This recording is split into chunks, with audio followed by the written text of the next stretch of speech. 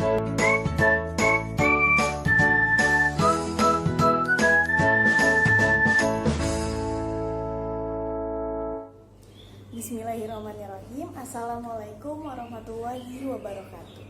Perkenalkan, nama saya Dia Syafa Salsabila, ingin menjelaskan tentang kebutuhan peserta didik. Sebelum itu, apa sih peserta didik itu? Di sini dijelaskan. Peserta didik adalah seorang individu yang berada pada masa pertumbuhan, perkembangan, baik dari fisik, mental, maupun pikiran. Sebelum itu, kita harus tahu apa itu artinya kebutuhan peserta didik. Kebutuhan peserta didik adalah sesuatu kebutuhan yang harus didapatkan oleh peserta didik untuk mendapatkan kedewasaan ilmu. Kebutuhan peserta didik wajib dipenuhi oleh seorang pendidik. Di sini saya akan menguraikan beberapa kebutuhan peserta didik. Nah, di sini ada kebutuhan fisik. Kebutuhan fisik di sini dibagi menjadi 3 tahap, yaitu peserta didik 0 sampai 7 tahun, peserta didik 7 sampai 14 tahun, dan peserta didik 14 sampai 21 tahun. Pada masa usia 0 sampai 7 tahun, peserta didik masih mengalami fase kanak-kanak. Jadi, dalam metode pembelajarannya diselingi dengan belajar sambil bermain. Ada permainan yang di dalamnya ada edukasi-edukasi.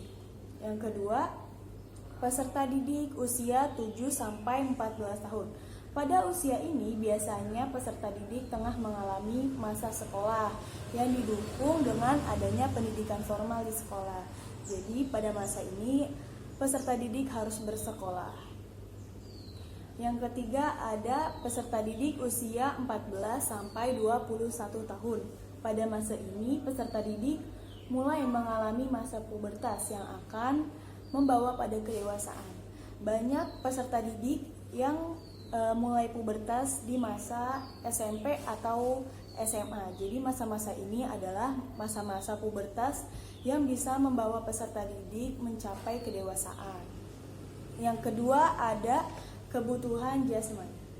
Kebutuhan jasmani di sini berkaitan dengan tuntutan siswa yang bersifat jasmaniah seperti kesehatan. Bagaimana implikasinya di dalam sekolah itu ada mata pelajaran olahraga. Yang lainnya yang bersifat jasmaniah adalah kebutuhan makan, minum, tidur, pakaian, dan istirahat.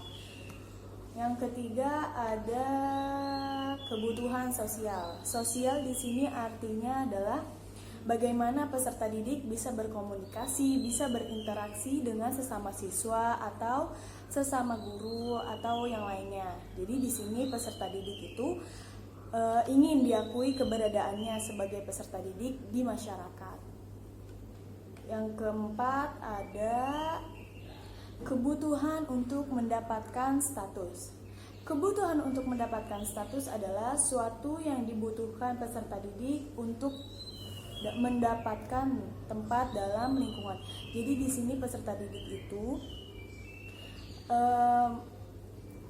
mengembangkan kreativitasnya, mengembangkan apa yang ada di dalam dirinya, potensi dirinya, dan diakui dalam masyarakat. Misalnya dia berkecimpung di dalam suatu organisasi yang bisa menumbuhkan rasa bangga terhadap dirinya, menumbuhkan rasa kemandirian terhadap dirinya. Yang kelima ada kebutuhan mandiri.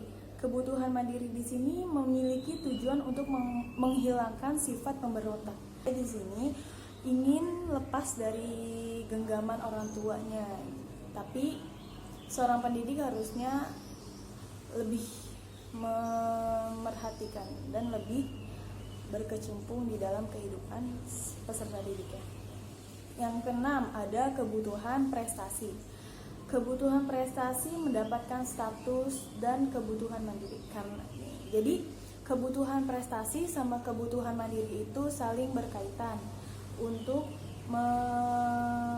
menjadikan peserta didik itu percaya diri dan mandiri. Yang ketujuh ada kebutuhan rasa ingin disayangi dan dicintai. Peserta didik memang tuntutannya untuk dicintai dan disayangi. Dia tidak bisa dimarah-marahi, dibentak-bentak ya.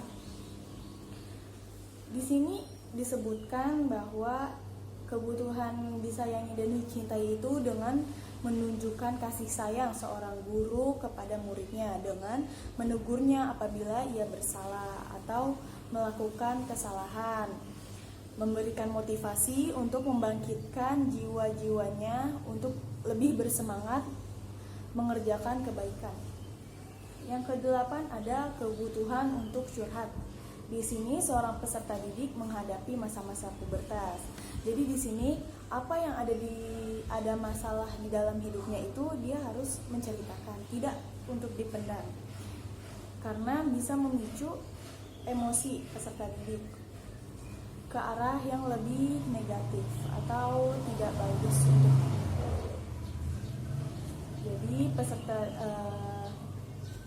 pendidik ini juga sebagai tempat curhat ya, tempat berbagi, tempat memberikan motivasi, menyalurkan kasih sayang antara pendidik dan peserta didiknya. Yang kesembilan ada kebutuhan filsafat hidup. Kebutuhan filsafat hidup di sini erat kaitannya dengan agama, karena agama yang membimbing manusia ke jalan yang lebih benar. Dalam Islam, agama dikatakan sebagai fitrah dan filsafat dalam kehidupan manusia yang diberikan oleh Allah Subhanahu wa Ta'ala. Karena agama, manusia bisa menumbuhkan rasa iman dan rasa kasih sayang terhadap sesama, dan iman terhadap Tuhannya yang Maha Esa. Yang ke-10 ada kebutuhan intelektual. Di sini setiap siswa memiliki minat belajar yang berbeda. Pendidik tidak dapat memaksakan minat belajar peserta didiknya, tetapi pendidik berperan penting dalam menumbuhkan minat dalam peserta didiknya. Misalnya, memahami dan menerima dengan baik keadaan jasmani peserta didik. Terus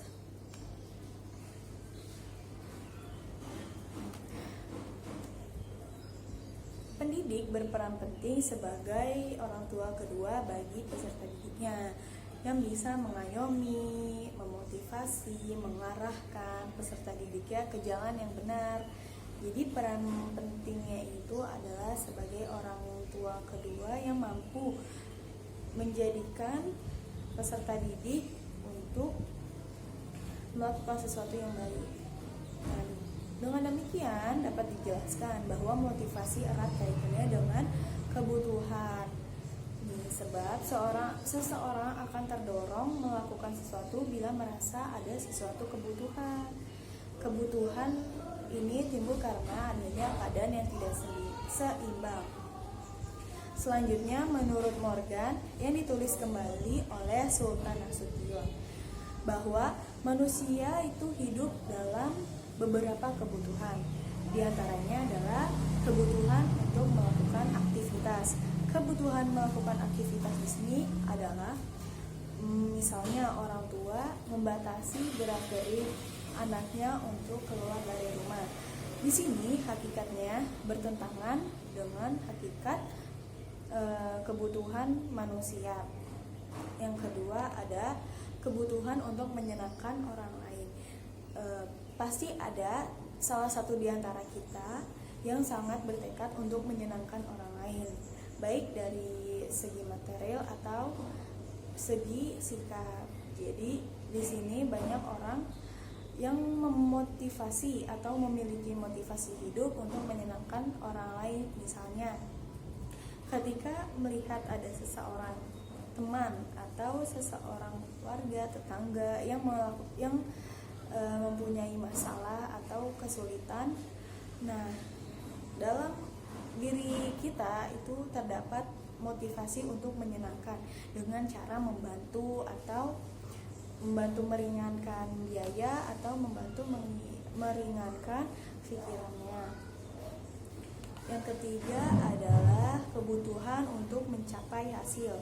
Suatu pekerjaan atau kegiatan itu akan berhasil baik kalau disertai dengan pujian. Di sini pendidik berperan untuk memuji peserta didiknya. Misalnya, jika peserta didik mampu menjawab pertanyaan pendidiknya, maka pendidik wajib memberikan pujian. Misalnya, memberikan tepuk tangan, memberikan pujian-pujian yang baik, memberikan doa. Yang keempat ada kebutuhan untuk menghadapi kesulitan. Di sini suatu kesulitan atau hambatan cacat mungkin menimbulkan rasa rendah diri atau rasa tidak percaya diri. Tetapi hal ini menjadi dorongan untuk menjadi kompensasi dengan usaha yang tekun dan luar biasa. Di dalam hal ini ada beberapa teori tentang motivasi yang selalu berkaitan dengan soal kebutuhan. Yang pertama, kebutuhan fisiologis seperti makan, minum, istirahat, dan kebutuhan lainnya yang bersifat jasmaninya. Yang kedua, kebutuhan rasa aman, yakni rasa aman yang bebas dari kecemasan dan ketakutan. Yang ketiga, kebutuhan akan cinta dan kasih.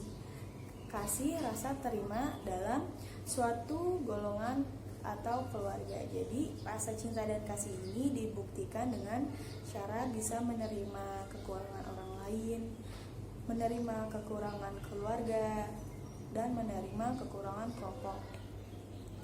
Yang selanjutnya ada kebutuhan untuk mewujudkan diri sendiri. Kebutuhan untuk mewujudkan diri sendiri ini dikembangkan dengan bakat dan usaha, yaitu misalnya dengan dia mencapai hasil, maka seseorang akan bangga terhadap dirinya. Mungkin cukup sekian penjelasan dari saya, kurang lebihnya mohon dimaafkan karena al-insanu ma'akanul khata' wan nisyan, yaitu manusia tempatnya salah dan lupa. Terima kasih. Wassalamualaikum warahmatullahi wabarakatuh.